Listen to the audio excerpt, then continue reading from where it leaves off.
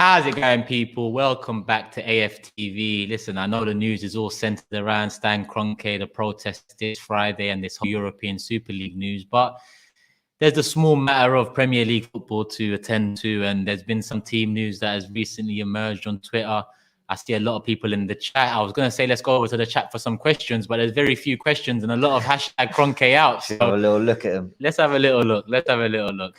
I mean, we're not going to get too many differing messages here. Just the same old thing, but I love it. But this is exactly... If these are questions, then it's yes to every single question. Yeah, I couldn't agree more. It feels weird, doesn't it, Turkish, to be sitting here about to talk about some team news, but a few days ago it didn't feel relevant. Yeah, did it? Like suddenly we're back to football, like nothing ever happened, and I don't feel connected to it right now. Yeah, I will do, but do you know what I mean? Yeah, even me right now. I know you spoke out about the team news and then alerted me about it, and I went over to Twitter and checked it out. But even then, I'm looking at it thinking to myself, there's very little left in the Premier League to play for. I thought this even before the European Super League news. On top of that news now, how much do I, look at this game this Friday as maybe a chance to put this week behind us? Yeah. I look at the protests at 6 p.m. before the match starts as a bigger event than the match itself. Do you think the players will be motivated or put off by it? That's a good question. Listen, we've won this battle.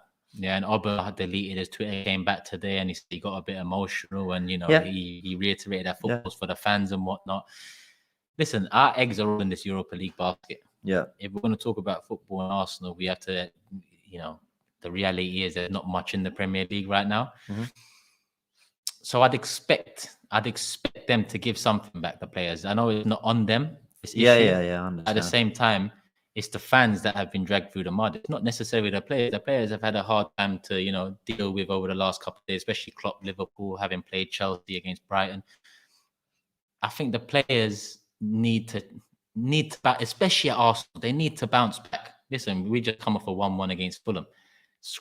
I say scrape through against Slavia Prague. We didn't necessarily scrape through, but we left it late. And by late, I mean the second leg.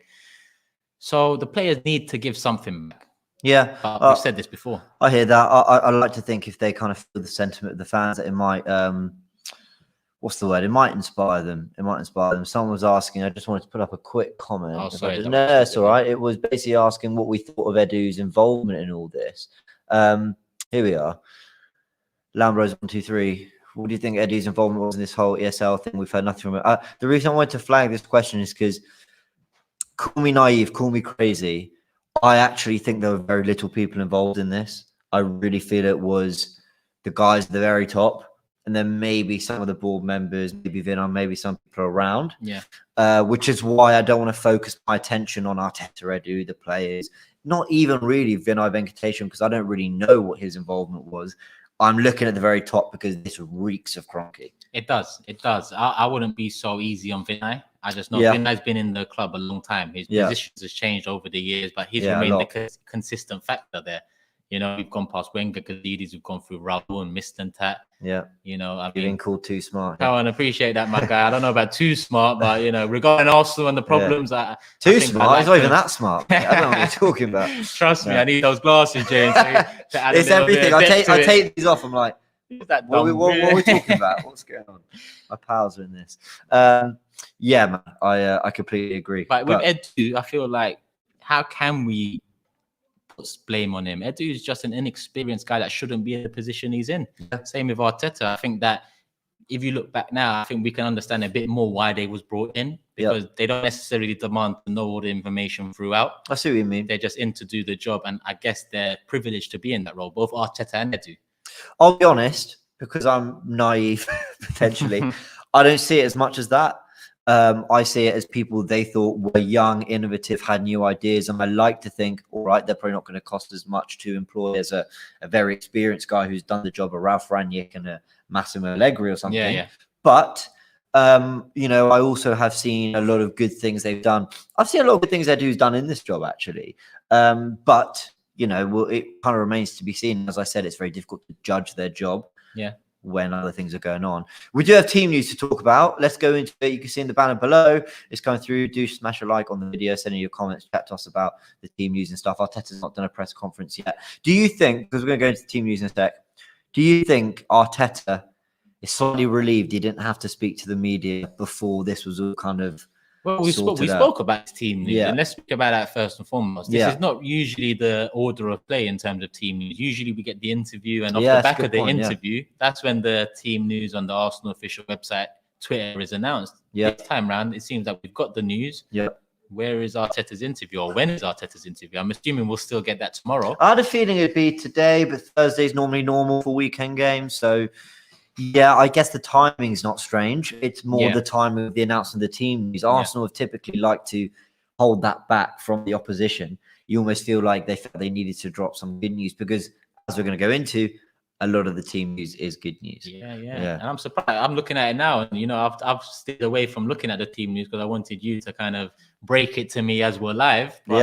But that Tierney out for 2-3 weeks, does that give him a chance for the Europa League final if we were to make it? Potentially, I think so. Let's have a little look at it. So I'm just going to share a screen and bring it up. Team news, Arsenal. Right.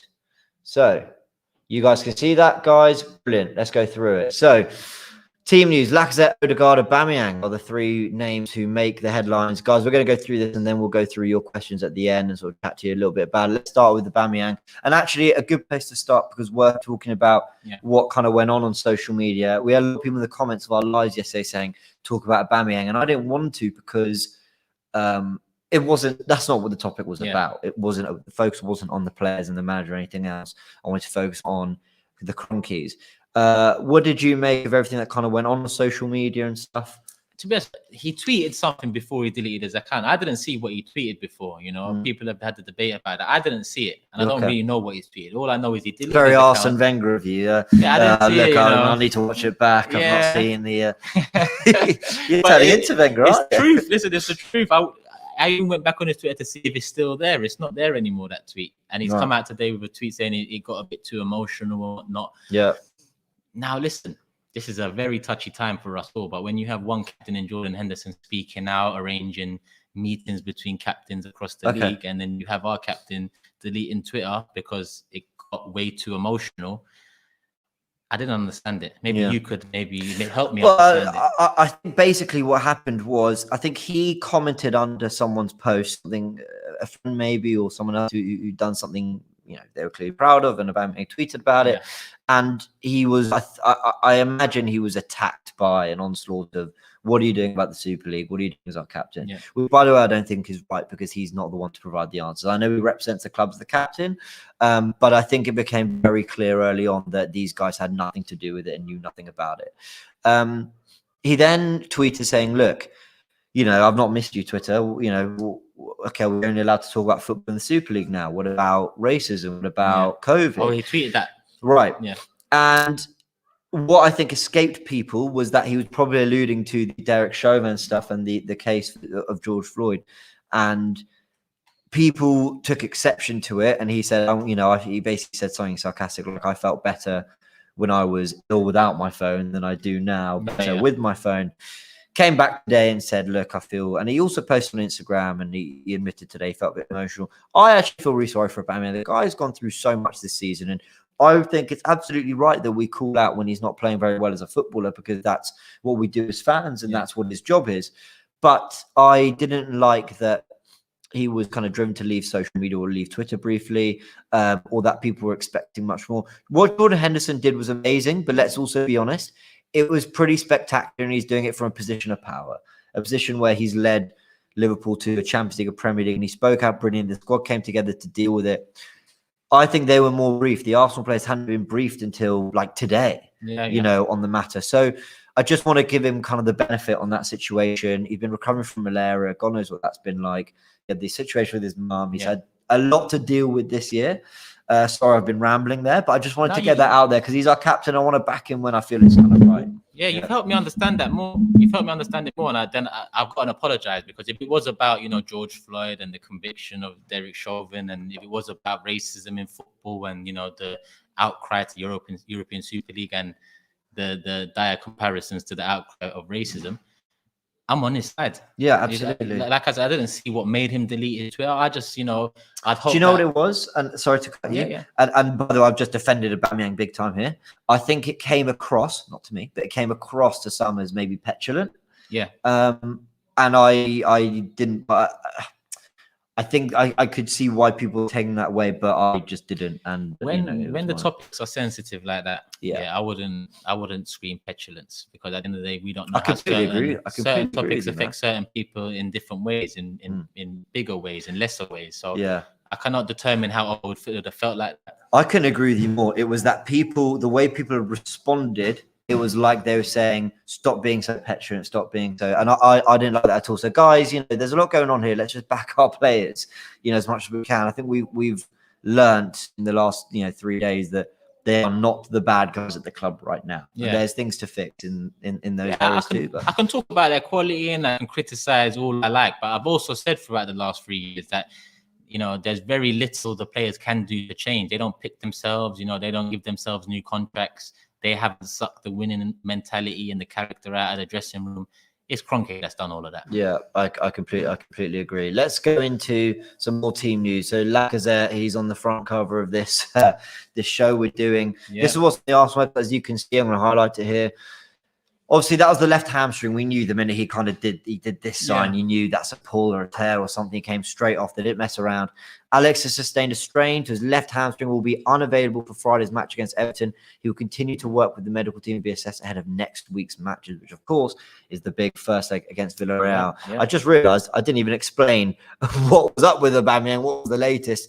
He's still recovering, unavailable for Friday's Everton, but home to resume light training by end of this week. So that's good news. So on the strikers as a whole, that's really good news for us. So before we open this out, we had a super chat. I just managed to catch it before you moved it over. And that chat said, who would you go with this Friday, Martinelli or Balogun? We might have lost it now, considering that it's gone up. So was that it? But okay, there we are. Oh yeah, Harry. Nice. Hi Harry, thank you. Do you know? Call me nuts. I'll go with. Oh, sorry, asking Edu or Martinelli. Yeah. Oh, you said Balogun. Okay, all right. Oh, sorry, yeah. No. Oh, well, funnily enough, I would do Balogun because he's on the brink of signing his contract. Yeah. And we actually, after drawing with Fulham, I realised I cannot expect this team to climb up the table more than they have done since 15th to 10th. Yeah. I'd have gone for Balogun for the sake of him getting some really good Premier League experience. Between Eddie and Martinelli, I'm going to go for Martinelli, not because I'm hating on Eddie or anything, but because I do think Nketiah is off at the end of this summer. So bearing in mind that Auba and Laka might potentially miss out Villarreal, Everton will be our tester before the big one. Same way Sheffield United was a tester before the Slavia Prague second leg. And then Arteta worked something out there defensively. Tierney injury, Xhaka slotted in. Yeah. Now, if you're saying go with Balogun this Friday, are you saying go with Balogun next Thursday if Laka and no, I'm saying go Martinelli next week. So would it be smarter I'm being a bit of a hypocrite because I'm always saying put the best team out. I understand, but I would have initially put Balogun in, but with that switching roles. Yeah, with that news of Laka and Auba, I feel like let's get Martinelli ready if he is to be the one up top. Or if Balogun starts this Friday, then I'd expect Balogun to start on Thursday. I hear you. So who's starting Friday night then? I'm going with Martinelli up top. I think Balogun should have got his opportunity against Sheffield United, should have got an opportunity against Fulham. The Premier League games don't necessarily mean much at times. This one in particular means something because it's the one off the back of all this European Super League fallout and one that builds us up to the cup final, as we like to say. No, I hear that. Fair enough. All right, so just to round up on Lacazette, is he fit? Not quite yet, but hoping for next week. I think a lot of us had fears that this was going to be, for hamstrings can be 4 or 5 weeks out, So I think that is good news. That he could be available for next week. And let's face it, we want him for next week. We don't really care too much about this week. I care. I want to win. But there's bigger things going on in the club. The draw at Fulham just told me there's no chance we're really climbing this table. I think beating Everton would be good for pride, really. Yeah. David Luiz making very good progress. Hoping to integrate back into light training with the squad next week as well. Now, I never really know what light training means as opposed to, you can make an educated guess.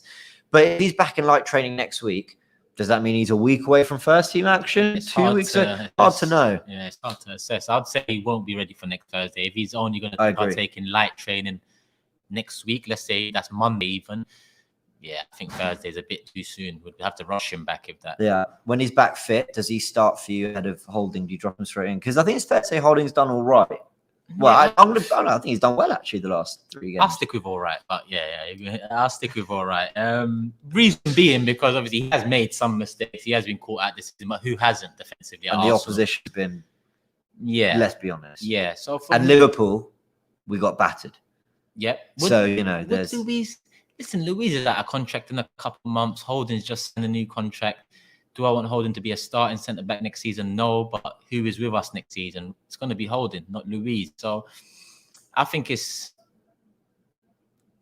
just a risk either way. But I'd stick with the one I guess we know, and that's Rob Holding. Do you know the funny thing about Holding is when he came through in his first season? I remember his second season he didn't play as much. The third season he did. Yeah. And he actually played in the FA Cup final in his first season. I don't think it's downplaying. Sorry, I don't think it's overhyping him by saying he was class before his knee injury. I really thought he looked a really assured centre back, modern centre back, good on the ball, had a little bit of pace about him.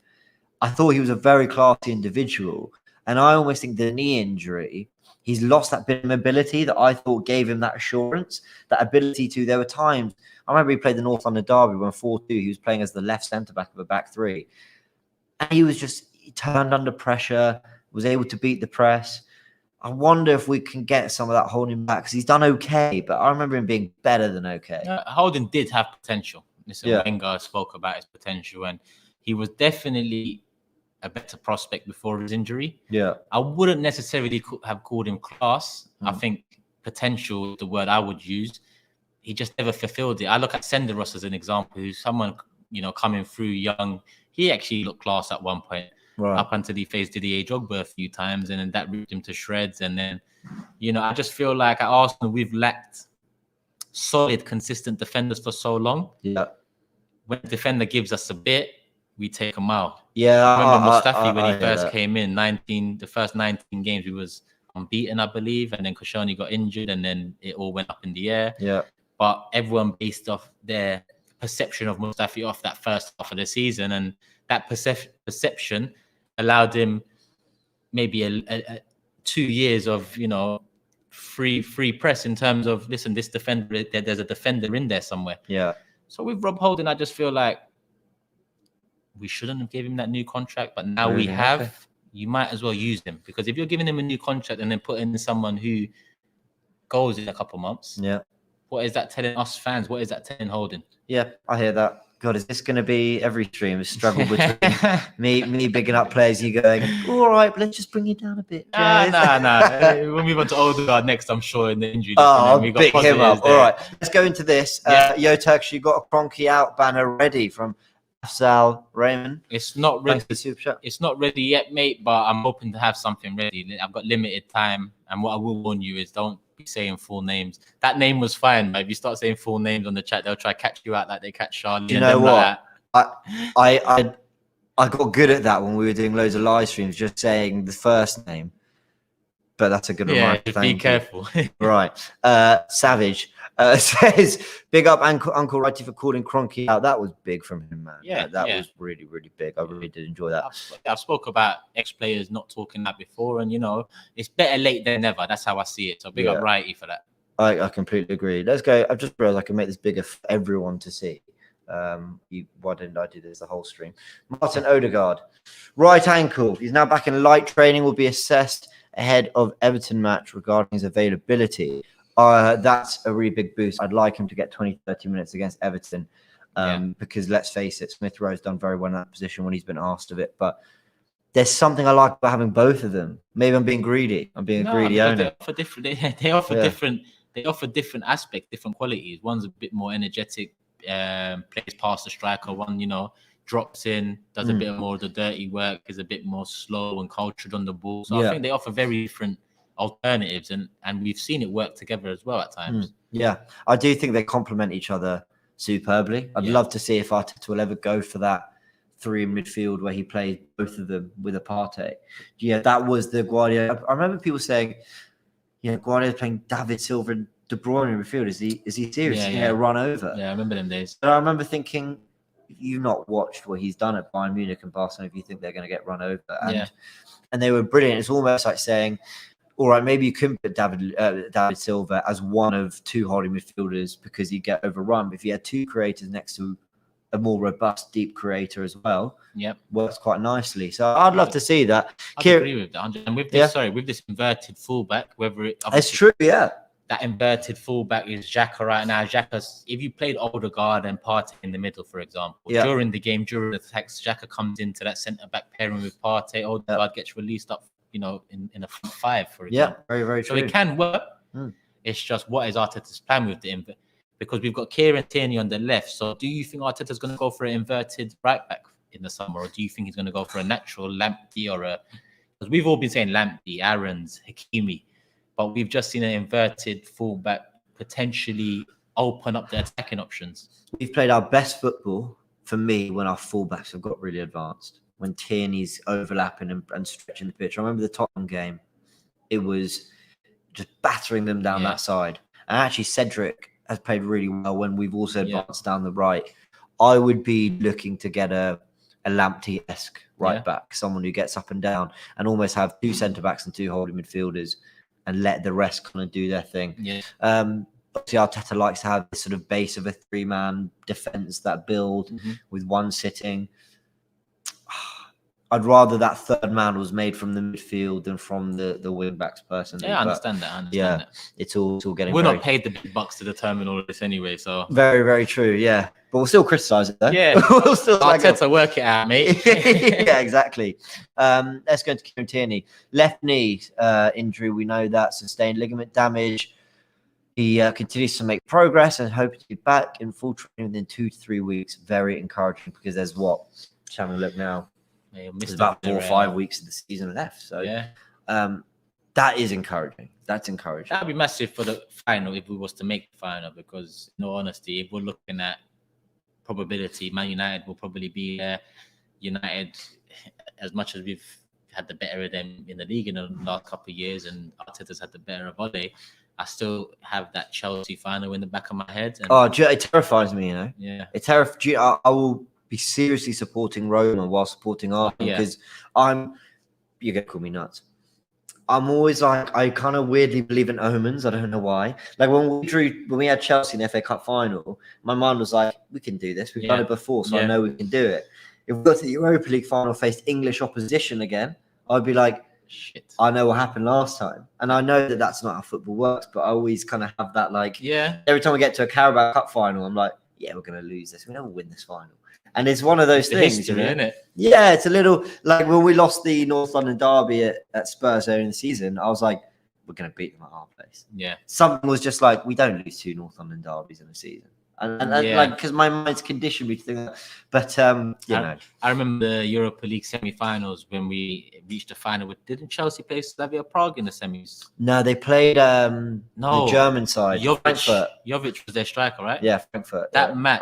I don't remember the final score, but I remember they could have gone out in that. Yeah, it went to penalties. Yeah, I was supporting the other team so much, and then Chelsea went through, and then there's that realization that this is going to be tough. Yeah.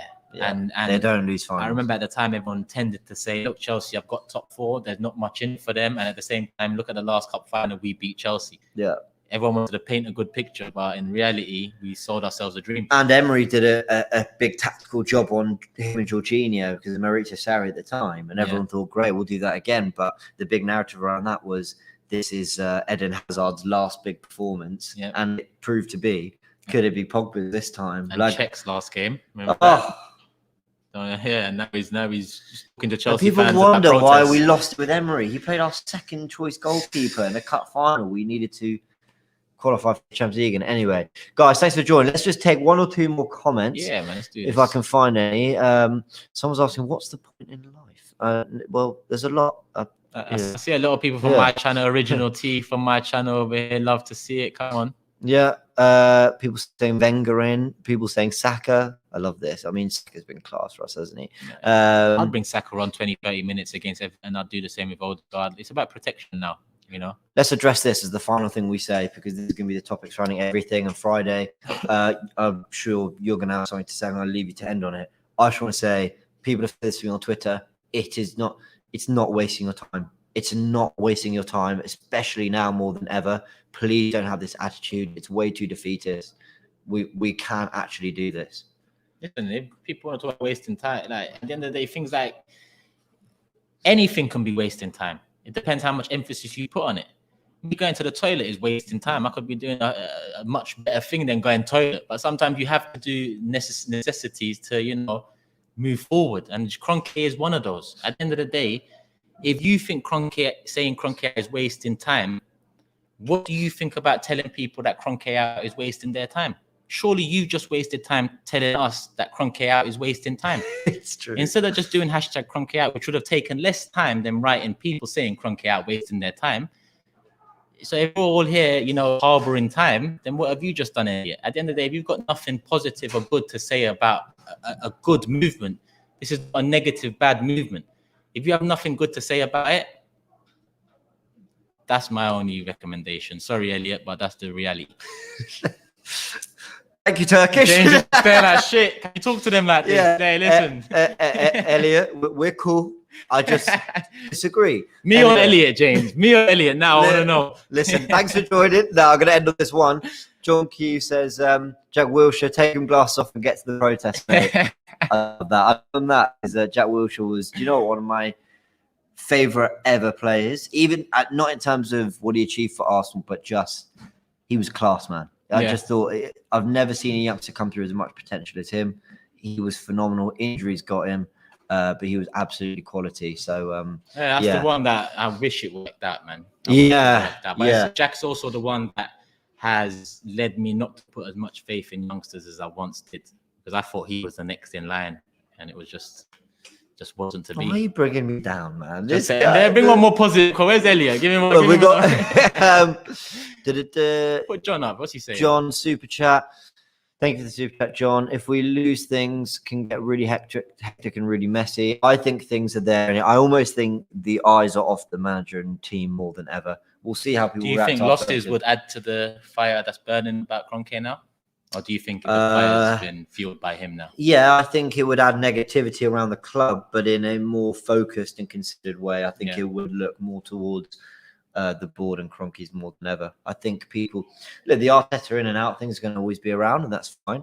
But I think this will be more, and any negative results will speak more to see more evidence. That, you know, let's hope so, because I bang on about that every game, and now finally people might actually understand why I bang on about it. Very true, very true. All right, guys, look, thanks for joining. Anything you want to say? You want to round this up? Kroenke out, sell Arsenal. Friday 6 p.m. we move.